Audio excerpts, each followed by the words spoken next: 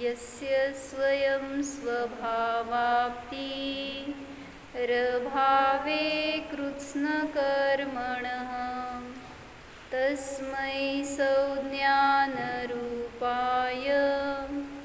नमोस्तु परमात्मने।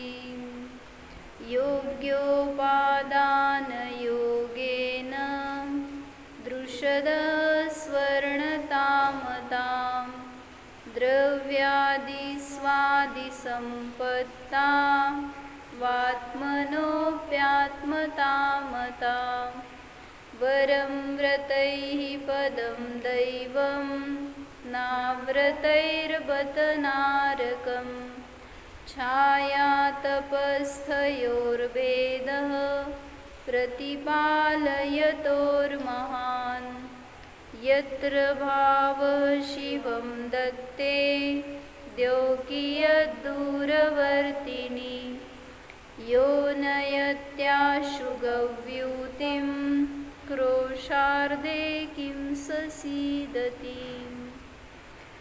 जय बोलो पूज्यपाद आचार्य भगवान की जय।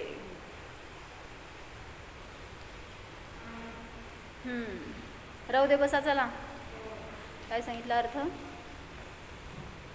जो भाव मोक्ष देतो त्या भावाने स्वर्ग किती अवघड आहे म्हणजे अवघड नाही।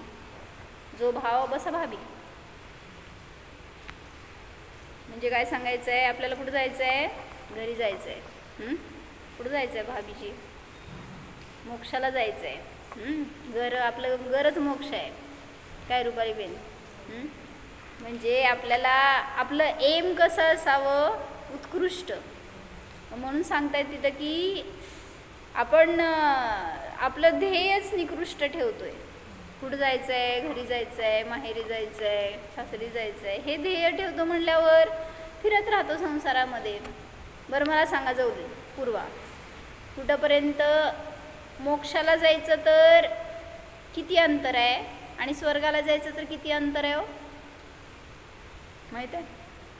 काय नाही, सगळं माहीत आहे। मोक्ष कुठं आहे? पंढरपूर म्हणू नका। कुठं आहे मोक्ष? तिथे नरक आहे म्हणा। हां, कसं? घर म्हणजे आपलं नरक असतं असं वाटलं तर त्यात राहावं वाटणार नाही, त्याच्यापासून वैराग्य राहील।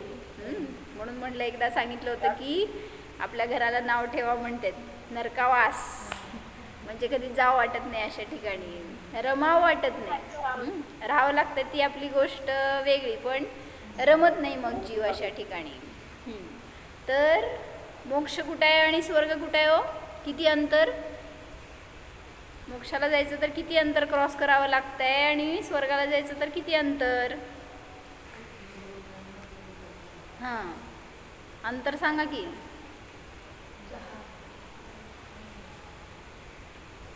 काय तुम्ही आता त्रिलोकसार शिकलेले आणि तुम्ही असं करायला लागल्यावर काय करायचं मग? बरोबर आहे की? हां, जर मोक्षाला जायचं तर मध्य लोकातूनच वे आहे मोक्षगामी जीवाला, बरं का? मी काय तिथं निगोदी म्हणेना, पण जर मोक्षाला जायचं तर पूर्वा मध्य लोकातून सिद्धशिला 7 राजूवर आहे, त्यामुळं 7 राजू गमन करावं लागतं। टाईम आहे ते एक समय आहे, असू देत, मला फक्त एकदा हे सांगायचं आहे, डिस्टन्स सांगायचं आहे। मध्य लोकापासून मोक्ष खूप दूर आहे आणि स्वर्ग जवळ आहे। कुठं जायचं आहे? कुठं जायचं आहे? विचार करून सांगतो। हां हां, तर नुसतं मोक्षाला जायचं म्हणतोय तर किती महान पुरुषार्थ पाहिजे त्याच्यासाठी। आपण सगळा पुरुषार्थ, स्वर्गाला जायचं सुद्धा पुरुषार्थ नाही आहे आपला। आपण 4 गतीमध्ये भ्रमण करायचं, काय म्हणायचं, नरकाला जायचं आणि तिर्यंच मनुष्य व्हायचं, हेच पुरुषार्थ चालू आहे आपला। म्हणून सांगतायत की यत्र भावः शिवम दत्ते, जो भाव तुम्हाला मोक्ष देणार आहे त्या भावानी तो उत्कृष्ट भाव आहे। सगळ्यात सर्वश्रेष्ठ भाव आहे, विशुद्ध भाव आहे। त्या भावानी स्वर्ग मिळणार नाही का? इझिली मिळणार। म्हणून स्वर्गासाठी पुरुषार्थ करू नका, तर मोक्षाला जाण्यासाठी पुरुषार्थ करा। कुठून करायचा तो? स्वतःपासून करायचा, स्वतःमध्ये करायचा, स्वतःला जाणून करायचा. मग त्या शुद्ध भावाचं फळ मोक्ष मिळणार आहे आणि त्याच्याबरोबर असणारा शुभ भाव तुम्हाला सगळे लौकिक सुख देणार आहे. म्हणजे जो सम्यक दृष्टी असतो, जो स्वतःला जाणतो, मी ज्ञानमय आत्मा आहे, जाणणार आहे, याची ज्याला प्रतीती झाली, त्याच्याबरोबर असणारे शुभ भाव, म्हणजे मी सम्यक दृष्टी आहे, मी पूजन करते, स्वाध्याय करते, हे जे काही शुभ भाव आहेत हे कुठं नेणार हो मला? स्वर्गाला नेणारच. मग स्वर्गासाठी करायचं आहे का मला हे सगळं? मग मी माझा शुद्ध भाव सोडून, स्वभावाचा अनुभव सोडून जर हे सगळं क्रिया करत बसलो तर ते पण गेलं आणि हे पण गेलं. म्हणून सांगतायत कुठं जायचे पण विकल्प नको. तो भाव आपल्याला नेणारा आहे, मला ते मिळवायचं आहे, तिथं जायचं आहे, हे भाव सुद्धा चुकीचे आहेत. म्हणून जो भाव मोक्ष देतो तो भाव स्वर्ग देणार नाही का? तर देणार. म्हणा एकदा बघून दाखवते ना मध्ये. यत्र भावः शिवं दत्ते द्योकीय दूरवर्तिनी यो नयत्याशु गव्यूतिं क्रोशार्धे किं ससीदति. विशाल भैया माझ्या समोर. ऑनलाईन नाही, ऑफलाईन. अयो काय दाबतो. तर आम्ही काल परवा घेतला असा विषय की ज्याला भविष्याची चिंता असते तो धर्म करू शकत नाही. जो वर्तमानात जगतो त्याच्याकडनंच धर्माची सिद्धी होते. म्हणजे आपले भाव कुठं जोडायचे त्याच्यासाठी सांगायचं आहे मला. काय म्हटले मी?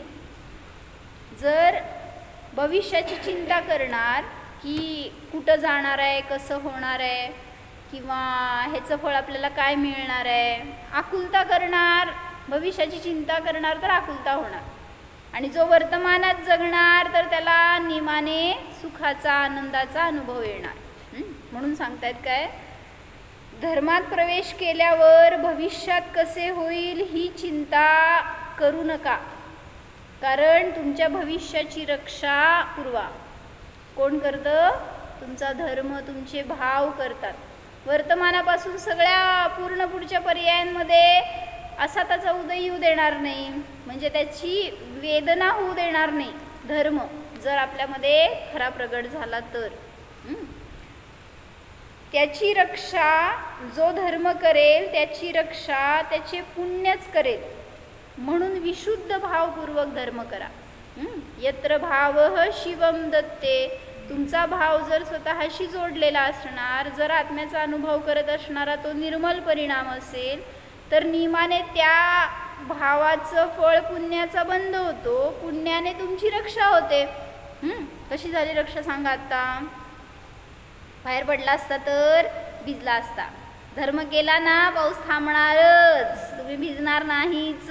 रक्षा तुमची धर्म करणार आहे. पळतच पळत पळत पळत जायचं सगळीकडं. कुठं? विभावात. स्वभावात जावा तर असं आपल्याला सगळीकडनं सुरक्षा कोट असतो. नरकात गेला तरी सेफ. जाऊ नका, मी आपलं सांगते.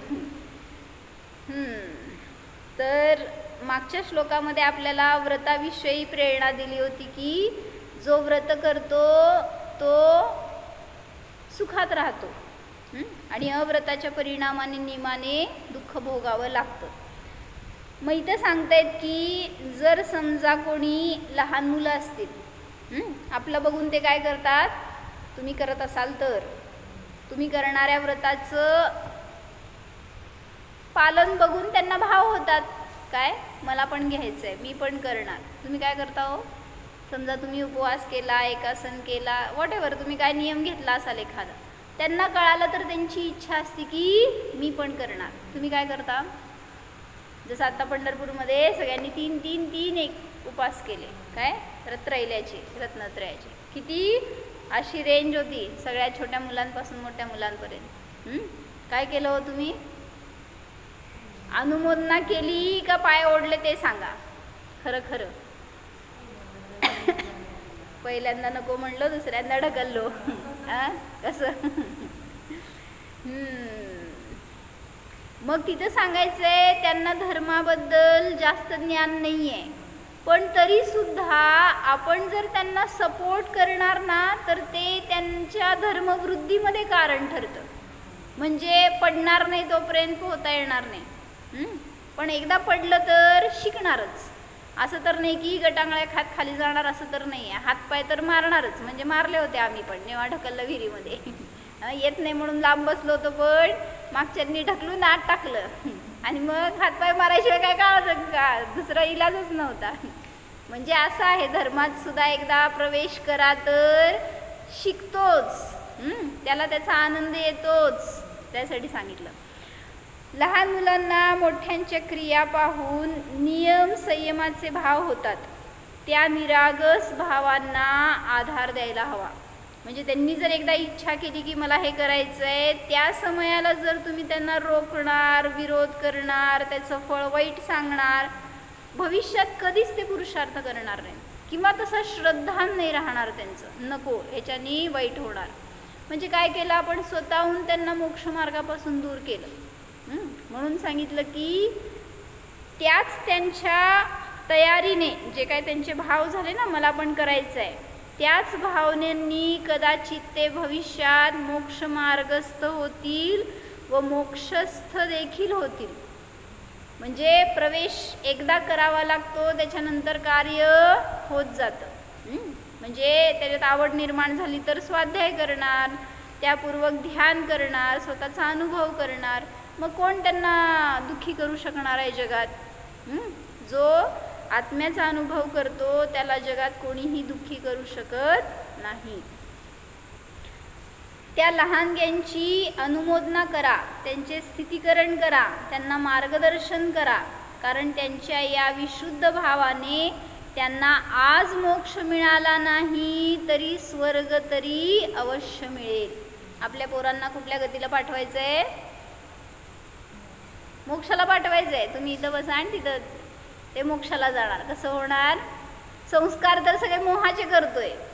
तू माझा लाडका आणि तू माझी लाडकी, आणि कसं जाणार आहे मोक्षाला? म्हणजे आपण त्यांच्या मोहात अडकणार, त्यांना आपला मोह शिकवणार, ते कसे मोक्षाला जाणार? म्हणलंय कधी आपल्या पोरांना मोक्षाचा पुरुषार्थ कर बर का मुनी हो? कधी म्हणलंय? विचारू का संयमला? काय पूर्वा किती म्हणती मम्मी सांग बघू? तू दीक्षाच घे, आत्मकल्याण कर. नाही म्हणत का? सगळे आई वडील वैरी असतात, मोही असतात ना, ते वैरी असतात. म्हणून तुम्हाला सुखाचा मार्ग दाखवणार नाही, सुखाला चालला तर अडवणार. म्हणून काय बना? आदर्श माता बना, आदर्श पिता बना, जे की आपलं कल्याण करू शकलो नाही आपण तर त्यांना तरी योग्य मार्ग मिळावा. म्हणून भावनेचं फळ मिळतं. मी भावना केली ना, माताजींची भावना असती सगळ्यांना सुख मिळावं. त्यागींची, मुनींची, आचार्यांची, भगवंतांची काय भावना आहे? सगळे जगातले जीव सुखी राहोत. त्याचं फळ त्यांना काय मिळतं? त्यांचा स्वार्थ नाही आहे त्याच्यामध्ये. ते तर तुम्हाला सगळ्यांना मार्ग दाखवायला बसलेत, मला सुख मिळालं तर तुम्हाला पण मिळू दे. इतकी उत्कृष्ट भावना आपण का नाही करू शकत? भावच करायचे आहेत. केलेत कधी? सगळे जीव सुखी होत म्हणा बघू. आओ ते काव्य म्हणा, कशात म्हणलंय असं?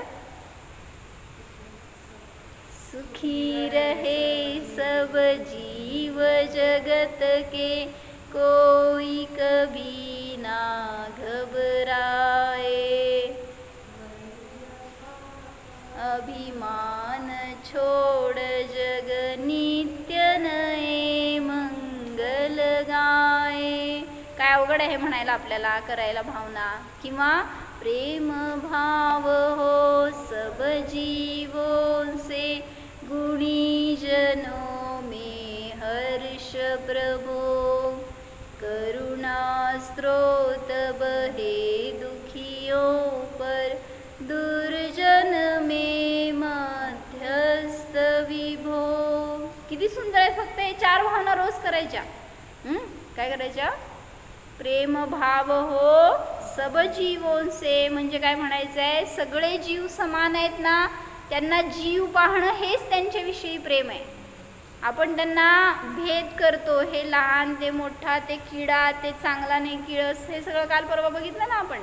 पालीबद्दल किळस वाटणं हे प्रेम आहे का हो?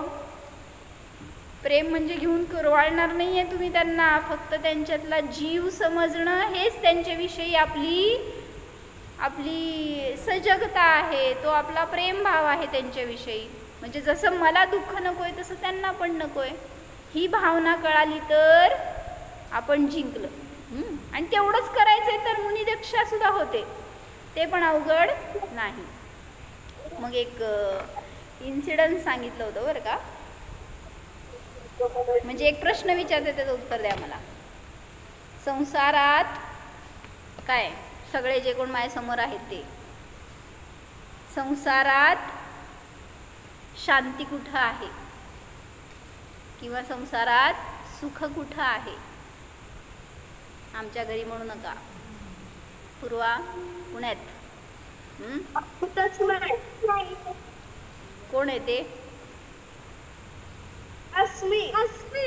अस्मी. मग कुठं राहायचं आपण? सुख नाही अशा ठिकाणी कुठं जायचं सुख शोधाय? कुठं जायचं सुख शोधायला? सिद्धशिलेवर. बर, म्हणून तरी संस्कार केले, चांगली गोष्ट आहे. बोला संध्या काकी. स्वतःमध्ये. बर,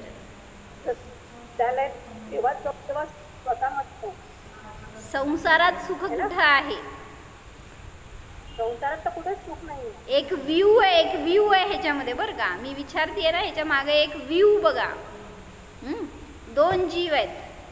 सुमत भैया कुठे आहे संसारात? सुख. पूजा, प्रज्वल,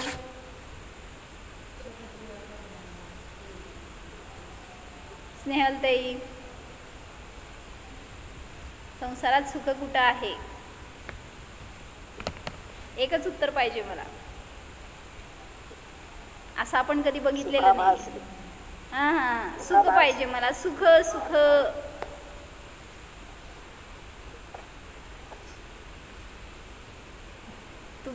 तुमचं नजर, माझी नजर तीच होती, पण जेव्हा मला ते वाचायला मिळालं त्यावेळेस माझी पण नजर बदलली बरं का.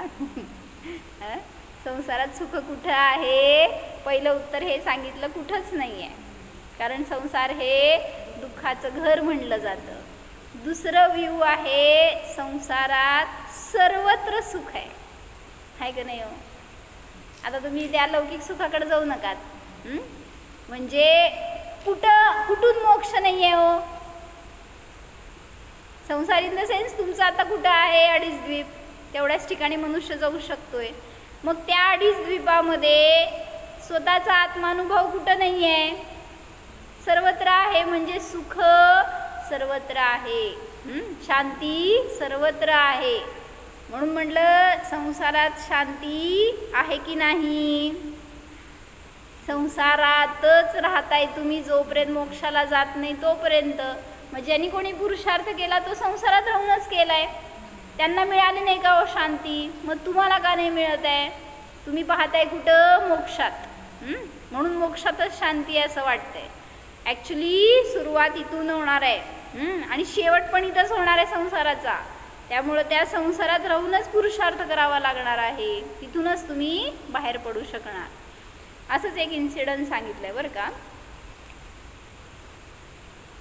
म्हणजे संसारात सुख किंवा शांती आपल्या परिणामांनी मिळणार आहे, आपल्या भावनांनी, आपल्या विचारांनी, आपल्यातून मिळणार आहे थोडक्यात. तर त्यासाठी एक सांगितलं, घडलेली घटना. हा किस्सा 1991च्या दरम्यानचा, म्हणजे जेव्हा खाडी युद्ध सुरू होते तेव्हाचा म्हणून सांगितला जातो. जवळपास 35 देशांनी एकत्र येत इराक विरुद्ध युद्ध पुकारले होते. म्हणजे इराक एका साईडला आणि 35 देश दुसऱ्या साईडला. या लढाईमध्ये ब्रिटनच्या रॉयल एअरफोर्सचे पायलट जॉन पीटर्स हे टोर्नेडो नावाच्या एका फायटर प्लेनमधून इराकवर बॉम्ब वर्षाव करण्यासाठी गेले होते. कोण कुठं गेलं?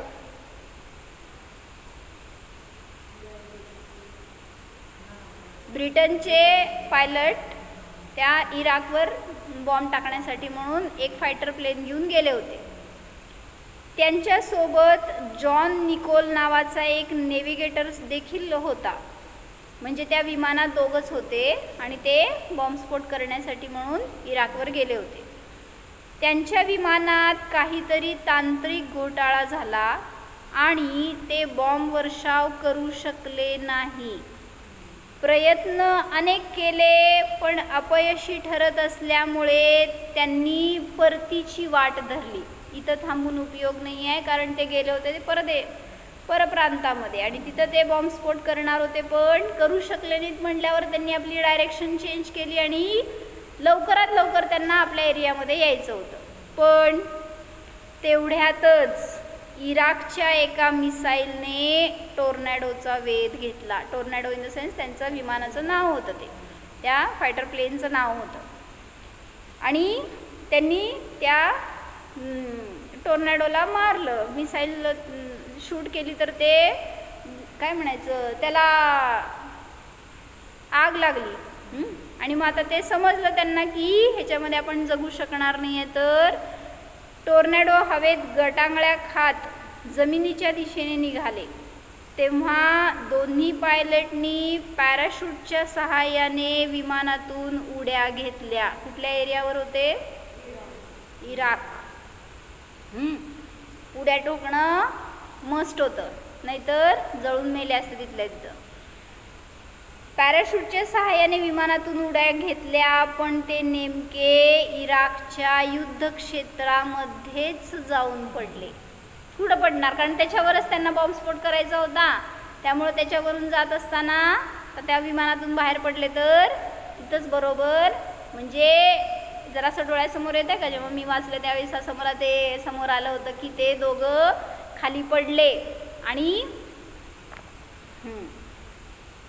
नेमकं ते इराकच्या युद्धक्षेत्रामध्ये जाऊन पडले. त्या दोघांची खरी कसोटी त्याच क्षणापासून सुरू झाली. काय झालं होतं, इराकचं आणि अन्य 35 देशांचं युद्ध सुरू होतं आणि त्याच्यामध्ये ब्रिटनचं एक काय म्हटलं त्याला नाव, फायटर प्लेन असतंय, तर ते इराकवर बॉम्बस्फोट करण्यासाठी तिकडं गेलं होतं. त्याच्यामध्ये 2 जण पायलट होते. आता ते काय म्हणायचं त्यांना, पायलट नाही म्हणायचं, फायटर. तर ते 2 जण होते आणि त्यांना तिथं कळालं की त्यांचं बॉम्ब पडत नाही आहे त्यांच्या ह्याच्यातून, काहीतरी त्यांचं मिस्टेक झालं होतं. म्हटल्यावर ते आपली प्लेन घेऊन रिटर्न आपल्या देशाकडे येत होते. पण तेवढ्यात इराकच्या द्वारे ते मारले गेले. म्हणजे शूट केलं त्यांनी त्या मिसाईलनी त्यांच्या प्लेनला. आणि मग ते प्लेनला धोका आहे म्हटल्यावर ते दोघं पण पॅराशूट घेऊन बाहेर पडले आणि जेव्हा पडले खाली तर बरोबर कुठं आले हे सांगायला लागले. इराकच्या युद्धक्षेत्रामध्ये जाऊन पडले. त्या दोघांची खरी कसोटी त्याच क्षणापासून सुरू झाली. त्यांच्या समोर मध्यभागी पडले होते बरं का, त्यांच्या समोर 25हून अधिक इराकी सैनिक हातात बंदुका घेऊन उभे होते. दिसले का? असं ते चित्र समोर उभारलं होतं जेव्हा ते असं झालं त्यावेळेस. ब्रिटनच्या या दोघा वैमानिकांना युद्धबंदी म्हणून पकडण्यात आले. आता ते निशस्त्र होते आणि त्यामुळं त्यांना पकडलं गेलं. जवळपास 47 दिवस, कशाला म्हणतात, 1 महिना आणि 1.5 महिना, थोडक्यात 47 दिवस त्यांना अनंत प्रकारच्या यातना देण्यात आल्या. राज उगलून काढायचं म्हणल्यावर त्यांनी अनेक प्रकारांनी त्यांना यातना दिल्या. मानसिक आणि शारीरिक त्रास देण्यात आला. हा त्रास इतका जास्त होता की अनेकदा ते दोघे पायलट बेशुद्ध पडत. टॉर्चर करायचे, खायला प्यायला द्यायचे नाही, थंडी उन्हाचं काय तिथं त्याला सहारा नाही आहे. म्हणजे अनेक प्रकारांनी यातना दिल्या, करंट दिले, वेगळ्या त्यांनी ते बुक लिहिलं त्याच्यावर. मी नाही वाचलं पण मी सांगितलं त्याच्यामध्ये असं की खूप वेगळ्या प्रकारांनी त्यांनी यातना दिल्या. जसं आपल्याला माहिती आहे कोण, इंग्रजांनी, हिटलरनी वगैरे कशा प्रकारांनी ते टॉर्चर करायचे कैद्यांना, तर तसंच त्या लोकांनी पण टॉर्चर केलं त्यांना. मानसिक आणि शारीरिक त्रास देण्यात आला. हा त्रास इतका जास्त होता की अनेकदा हे दोघे पायलट बेशुद्ध पडत. मात्र त्यांना इंजेक्शन्स देऊन पुन्हा जागे केले जाई आणि पुन्हा त्रास दिला जाई. काय असेल, नरकापेक्षा भयंकर वेदना असणार असे. पण इराकी सैन्य त्या दोघांचेही तोंड उघडू शकले नाहीत. कसले पेशन्स म्हणायचे. किती दिवस? 47 दिवस. 1 दिवस 2 दिवस वेगळं आपल्याला खाल्लं पिलं नाही तर काय होतंय. म्हणजे त्यांना 3-4 दिवसामध्ये तर अंग सगळं गळून गेलं असणार, पण त्याच्यामुळं ग्लानी असणार, थकव्याने ते मलिन होऊन पडलेले असणार, चक्कर येत असणार, अनेक गोष्टी. पण त्यातनं पण ते उठून पुन्हा यातना द्यायच्या. म्हणजे खायला प्यायला तर देणार नाही, पण इंजेक्शन्स देऊन यातना मात्र देत होते. कुठलं पाप हो? भाव, आपण केलेल्या भावाचं फळ. पण त्यांनी त्यातून पण कसा पुरुषार्थ केला. मला वाटलं जैनच होता का बिचारा, इतकं चांगले भाव आहेत बरं का. पुढं बघा. अखेर युद्ध संपले. युद्धबंदींना सोडून देण्यात आले. म्हणजे जोपर्यंत युद्ध चालू होतं तोपर्यंत त्यांच्यावर टॉर्चर चालू होतं. आणि आता युद्ध संपलं म्हटल्यावर इकडच्या बंदींना सोडून तिकडच्या बंदींना सोडून देण्यात आले. आपल्या देशात परत गेल्यानंतर या दोन्ही पायलटनी एक पुस्तक लिहिले. जगले हेच महत्त्वाचं म्हणायचं. त्या पुस्तकाचे नाव आहे टोर्नेडो डाऊन. जे त्यांच्या विमानाचं नाव होतं टोर्नेडो डाऊन. या पुस्तकात या दोघांनी आपल्यावर किती अन्याय अत्याचार करण्यात आला, किती यातना देण्यात आल्या त्याचे अनुभव लिहिले आहेत. जॉन पीटर्सने या पुस्तकात आपला अनुभव लिहिताना असे म्हटले आहे की मी माझ्या मनापासून विलग झालो होतो. जेव्हा ते यातना देत होते ना त्यावेळेस मी स्वतःला कसं ना कसं स्थिर करावं लागणार होतं, जगावं लागणार होतं. त्यांनी काय विचार केला बघा की. म्हणजे आपण जे तत्वज्ञान सांगतो ना त्यांनी त्याच्या भाषेत तत्वज्ञान सांगितलंय. मी माझ्या मनापासून विलग झालो होतो. म्हणजे जेव्हा ते लोक माझ्यावर अत्याचार करत असत तेव्हा मी हा विचार करत असे की ते लोक माझ्या शरीराला त्रास देत आहेत, पण मी तर शरीरापासून वेगळा. कुठनं आलो तत्वज्ञान? आपण असं सांगतो, आपल्याला तर शास्त्रातलं वाचून माहिती आहे, त्याला काय माहिती आहे. म्हणजे उपजत असतंय हो प्रत्येकात, फक्त ते वेळ यावी लागते आणि त्याला काहीतरी निमित्त मिळावं लागतं बहिरंगात. मी हा विचार करत असे की ते लोक माझ्या शरीराला त्रास देत आहेत, पण मी तर या शरीरापासून वेगळा आहे. ते लोक माझ्या शरीराला त्रास देत आहेत, पण मी तर या शरीरापासून वेगळा आहे. माझे मन त्या वेदनेचा फार मोठा हिस्सा दमन करू शकते. माझ्यात एवढी शक्ती आहे की मी ते सगळं दुःख नष्ट करू शकतो, त्याच्यामध्ये मी स्थिर राहू शकतो. असं स्वतः त्यांनी आपलं बळ तयार केलं होतं. यातना चालू होत्या बाहेरून, काय तिथं असतानाची गोष्ट आहे. त्यामुळं काय चांगली सुखाची परिस्थिती होती असं नाही. म्हणून दुःखामध्ये धर्म जास्त आठवतो. त्या वेदनेचा फार मोठा हिस्सा मी दमन करू शकतो. माझे मन या शरीरापासून वेगळे होऊन कोणत्या तरी अज्ञात ठिकाणी पोहोचत असे. अशा परिस्थितीत माझे मन हे अशा वेदनांपासून अलिप्त राहू शकले. पीडा म्हणजे शरीराला पीडा तर होत होती, पण मी शरीरापासून वेगळा होतो. या वेदना मी भिन्न जाणत होतो. म्हणजे जसं मुनिराजांचं आपण सांगतो ना, त्या मुनिराजांच्या ठिकाणी असणारे भाव आणि ह्यांच्या ठिकाणी असणारे भाव काय डिफरन्स होतो. फक्त अज्ञानात केलेले असले तरी सुद्धा आपण हेच संस्कार देतो, फक्त ज्ञानपूर्वक करायला लावतो.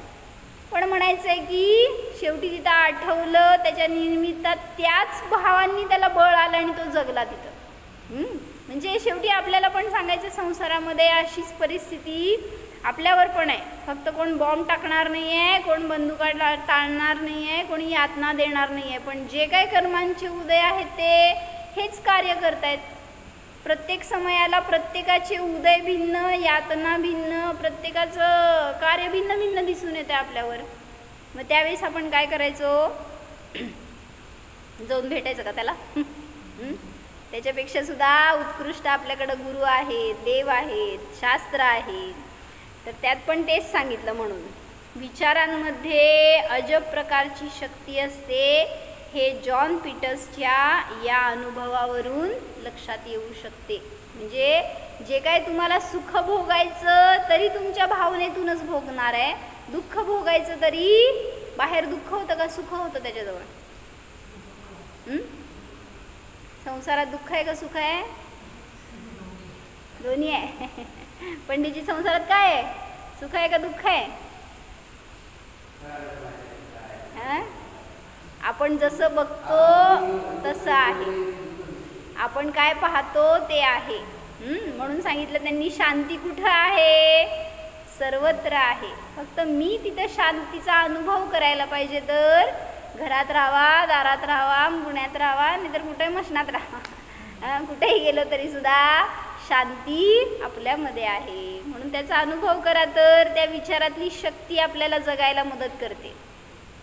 काय म्हणताय? होय स्मिताताई. हां बोला. ते त्याचे त्या परिणामाने मग त्यांनी धर्माचं बीज पेरल्यासारखं का? नाही नाही, त्यांनी त्याचा अनुभव सांगितला की मी त्या प्रतिकूलतेमध्ये पण कसं राहू शकलो स्थिर. म्हणजे त्यांनी त्याच्या विचारांना परिवर्तित केलं. वास, मला किती त्रास होतोय, दुःख होतोय, हे किती मला मारतायत, या भावनेचं फळ काय मिळालं असतं? अजून आकुलता करून अजून शक्ती नष्ट झाली असती. पण मी याच्यातून सुटू शकतो, ह्याच्यापासून मी भिन्न आहे, हे मला यातनं देऊ शकत नाहीत, या भावनेचं फळ ते त्यातून सुटू शकले. आणि जरी त्यामध्ये राहिले तरी सुद्धा त्यामध्ये बेर करू शकले. ते एक एक्झाम्पल आहे हे. त्यांना धर्म माहीत नाही आहे किंवा तुमचं तत्त्व माहीत नाही आहे, पण तरीसुद्धा आपण आपल्या जीवनामध्ये त्यातून घेऊ शकतो धडा. ओके, तर सगळ्यांना धडा मिळाला असेल असं मला वाटतंय. तर म्हणून सांगितलं काय करायला पाहिजे. आपण आपल्या जीवनामध्ये असे अनेक प्रसंग येतात ज्याच्यामध्ये आपण अस्थिर होतो, दुःखी होतो, कोलमडून जातो. अनेकांना त्यातून डिप्रेशन येतं. अनेकांच्या अनेक वेगळ्या वेगळ्या प्रकारच्या घटना असतात. जसं मला एक घटना ऐकायला मिळाली काल परवा, की झाली ॲक्च्युली ती, त्या घटनेला खूप दिवस झालेत, महिने झालेत. तर एक मुलगी 24 वर्षाची आणि ती शिकायला होती फॉरेनमध्ये, लंडनमध्ये का काहीतरी ती शिकायला होती. आणि मग तिचं शिक्षण चालू होतं आणि त्याच्यामध्ये थोड्या दिवसाचा का काय गॅप होता परीक्षा झाल्यावर, आणि त्यामुळं ती पुण्याला आली आपल्या घरी.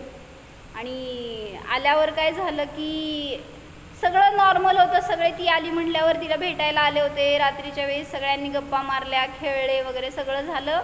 आणि दुसऱ्या दिवशी सकाळी तिला काय झालं तिला कळालं नाही. तिला चक्कर आली आणि बहुतेक काय तोंडातून फेस आला. असं म्हणलं की लगेच वडिलांनी दवाखान्यात ॲडमिट केलं, दाखवलं. तर कोणाला काय पत्ता लागेना काय झालं आहे. मग ते सगळं स्कॅनिंगमध्ये वगैरे कळालं की तिच्या मेंदूला सूज आली होती. आणि इतकी सूज होती की तुमच्या कवटीला ते धरू शकत नव्हतं, असं सूज वाढत चालली होती ते. आणि त्यानिमित्तात तिला काय करायला येत नव्हतं स्वतःचं. ती म्हणजे काय म्हणायचं ऑलमोस्ट कोमामध्ये गेली. आणि मग अशा कंडिशनमध्ये ती जवळपास किती बहुतेक महिनाभर राहिली का काय, जास्त राहिली बहुतेक. तर तिला काय दुसऱ्यांना एक रिस्पॉन्स देता येत नव्हतं, बोलता येत नव्हतं. फुल ICUमध्ये सगळं. वय वर्षे 24 वर्षाची. काय झालं असेल हो घरातल्यांवर, तिच्यावर स्वतःवर तिचं काय परिणाम झाले असणार. आणि आत्ता मला काल परवा समजलं की तिला आता ICUमधनं बाहेर काढलं आहे. थोडीशी प्रोग्रेस आहे तिच्यामध्ये म्हणून, पण तरीसुद्धा अजून मेडिकेशनवर आहे. अजून पण ती स्वतःचं स्वतः काय करू शकत नाही आहे. अंगात शक्तीच नाही आहे तिच्या. हातपाय स्वतः उचलू शकत नाही. खाऊ पिऊ शकणं पण फार कमी आहे. म्हणजे मला म्हणायचं आहे लाईफ काय झालं आता ह्याच्या पुढं. काय होतं लास्ट काय म्हणायचं हाफ लाईफ काय होतं, हाफ लाईफ पुढं काय राहणार आता. कोणाचं काय फळ मिळालं, कशावरून आपल्या उदयामध्ये असं नसणार. तिला तर धर्म सांगणारे आहेत, बाजूला स्थितीकरण केलं आहे त्यांनी आणि चालू आहे तिच्यावर संस्कार असे त्याचे. पण आपल्याला कुठल्या कंडिशनमध्ये कुठले उदय येणार, कोण संयोगी भेटणार, आपण स्थिर राहणार की नाही, पुढं काय त्याच्या निमित्तात आपले उदय पुन्हा भोगावे लागणार, किती भयंकर परिस्थिती आहे.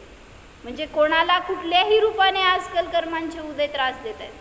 म्हणून म्हटलं सगळं बघून आपल्यासाठी आपण शाण व्हायला पाहिजे. काय करायचं त्यासाठी? यत्र भाव शिवम दत्ते म्हणा,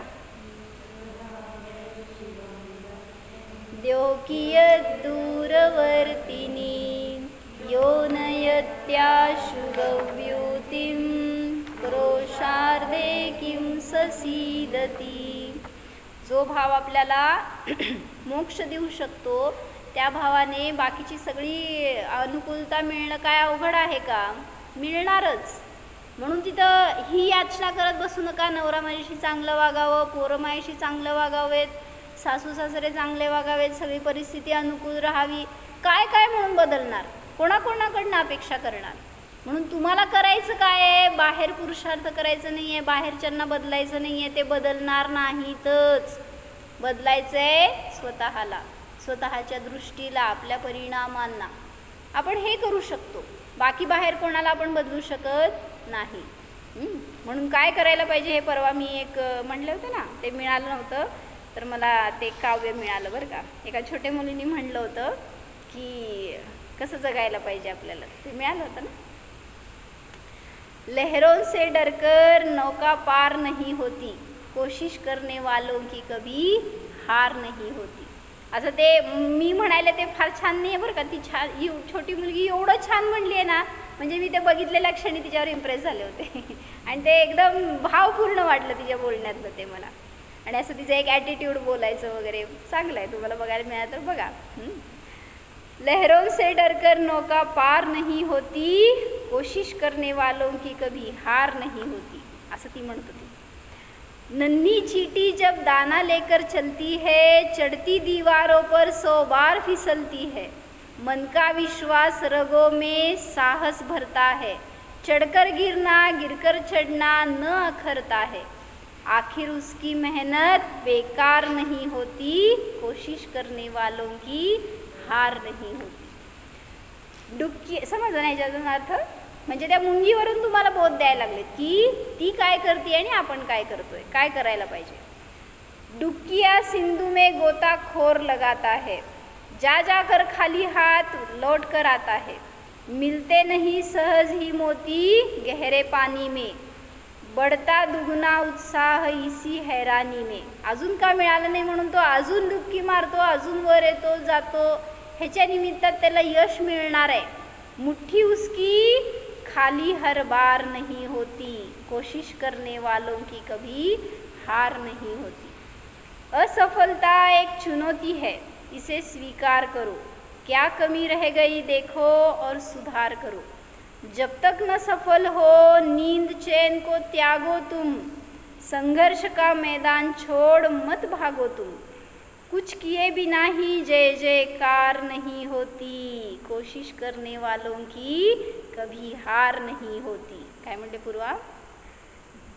आपल्या कडवरच होता याच्यामध्ये पुढं आपल्यावर. आपण काय करतोय? सदैव आपल्याला बिना कोशिशचं, बिना पुरुषार्थाचं फळ पाहिजे असतं. मग ते कसं मिळणार?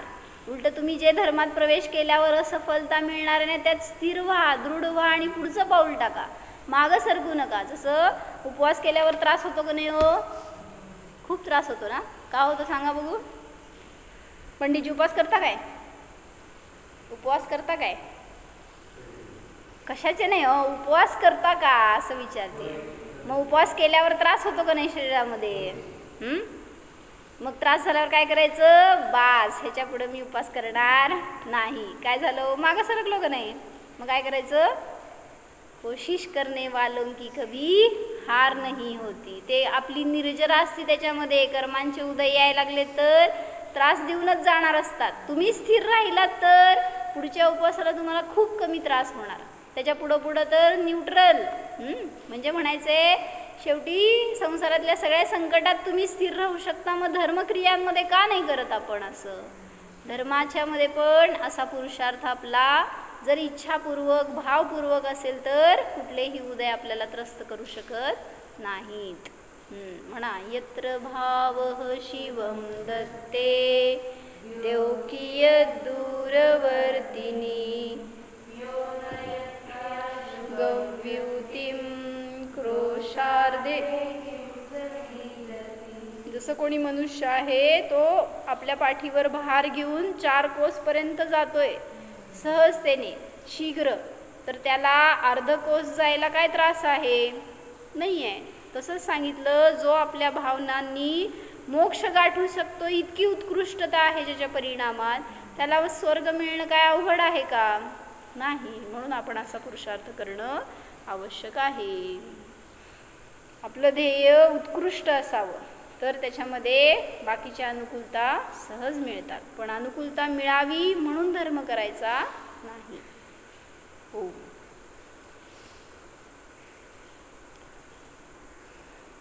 जाणा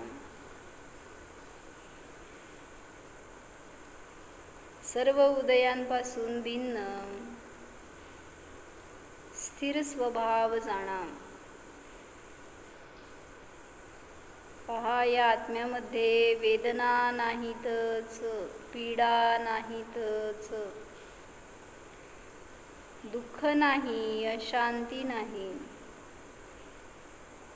या सर्वांना हा मी आत्मा मात्र जाणणाराच आहे. स्वतःला आत्मा पहा, न्यायक पहा. मी सिद्ध स्वरूप आत्मा आहे. सिद्धोहम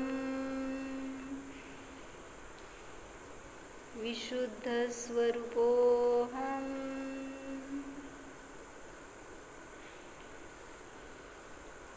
न्यायकोहम.